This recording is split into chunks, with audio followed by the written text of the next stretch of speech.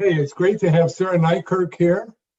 I've been talking with Sarah Nikirk for a few months now, and I think you're going to really love what she has to say. She has some really interesting things, and we're just going to talk about a little slice here today. But Sarah, how you doing? I'm doing great, Larry. I really appreciate you having me on. No, this will be fun. This will be fun.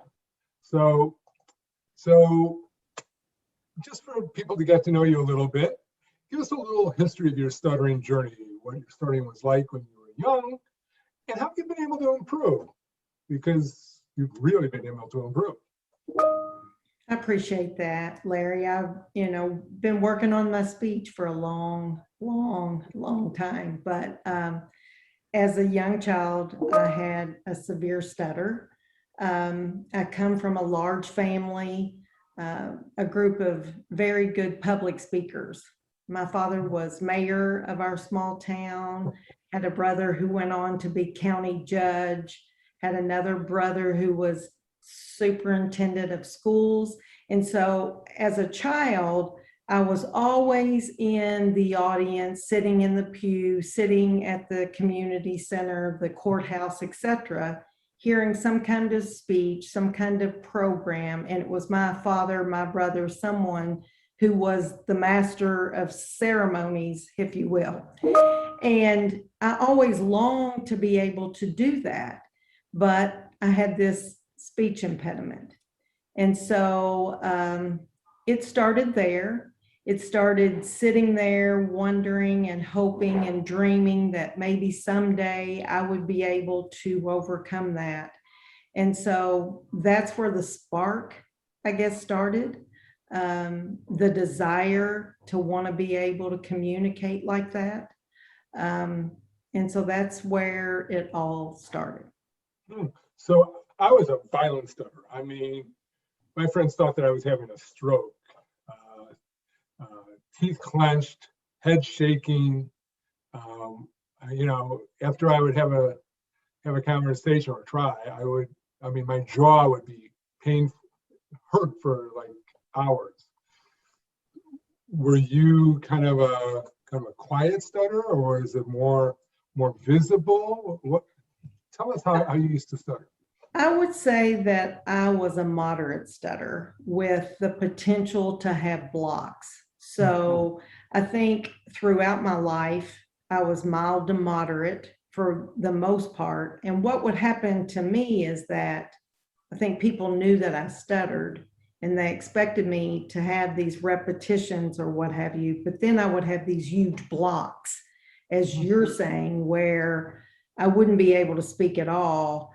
And I think the combination of the two confused people, even my own family at times. Interesting. So, and yet you've risen to a very high position in a very large organization.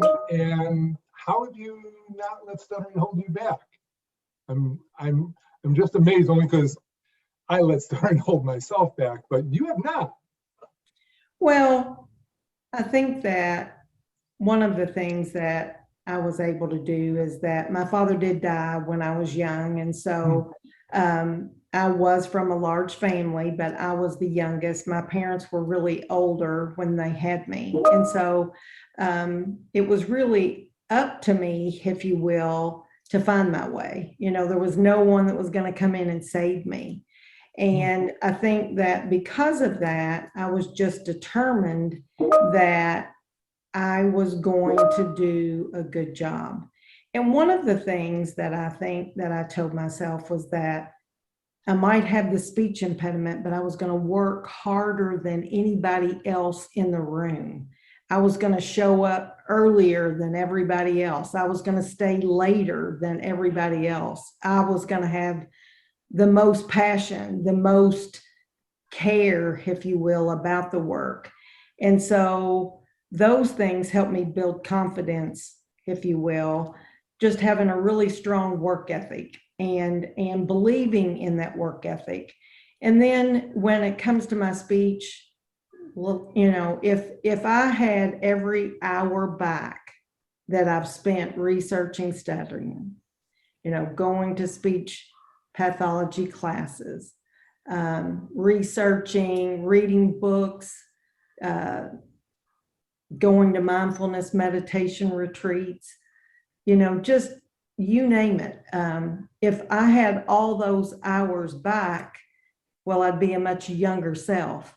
But I've spent a lot of time trying to figure it out, because I think in my heart of hearts, I always knew that somehow, some way, I was going to figure it out. Well, let me know when you figure it out. But, and it's interesting because when you and I began with each other a few months ago, it wasn't that you were having a hard time speaking in just regular conversations, but you have a lot of high pressure situations. And that was the kind of thing that we worked through, not necessarily the mechanics as much as working through really high pressure situations that I find incredibly impressive. What kind of things have really helped you?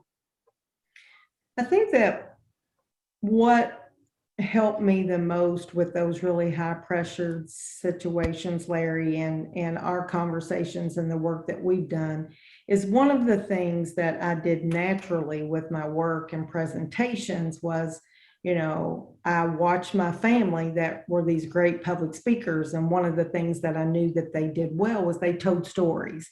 They found a way to use a story to tell whatever message they needed to get across. And so I was able to learn from watching them what they did. And so it helped me in making speeches and presentations in those places where now I'm at the podium. I was able to finally, after much work, be able to do that. But what I was still struggling with when I met you was those places in my head that I felt like weren't appropriate to use that same storytelling. But what you helped me realize was that every speaking engagement we have can be fun. We can do it our way. We can use emphasis. We can use hand gestures. We can take our time. If we need to, we can take an extra breath. And so in all those places, I think it was this eyes wide open, if you will, that you said, Sarah, that I'm doing exactly what you do at the podium all day long. Every single time I have the opportunity to speak, I am enjoying it. I am using short phrases. I'm using emphasis, and I am breathing every opportunity I can so I can communicate. And I'm not fearing words. I'm not saying, oh my goodness, in a minute or two, I'm going to say that feared word.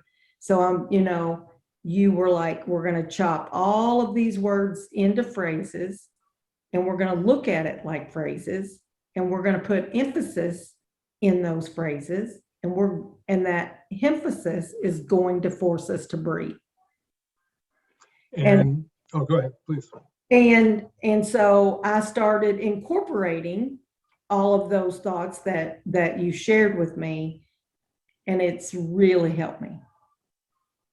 That's great to hear. And frankly, if anyone's listening and they're wondering, when I talk about the mechanics of speaking, and I try and speak like a public speaker all the time because that's frankly the only way I can speak. That was just a perfect demonstration. Breathe, emphasize, phrase. That was like textbook. Thank you.